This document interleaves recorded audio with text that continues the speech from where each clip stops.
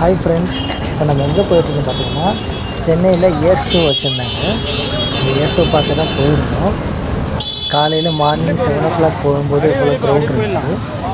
Beach Marina beach உள்ளே வச்சுருந்தனால கொஞ்சம் crowd அதிகமாகவே வந்துருச்சு. பார்த்தீங்கன்னா இப்போ நானும் என்னோடய ஒய்ஃபும் போயிட்டுருந்தோம் ஏர் ஷோ பார்க்குறதுக்கு. மார்னிங் 7:30க்கு இவ்வளோ க்ரௌட் இருந்துச்சு. வெயிலும் கொஞ்சம் அதிகமாக தான் இருந்துச்சு. நாங்கள் அதை தயார் பண்ணிட்டு தான் போயிருந்தோம், கூட எல்லாம் செட் பண்ணி போயிருந்தோம். பார்த்தீங்கன்னா பாருங்கள் எப்படி இருக்கு வேலை பாருங்கள்.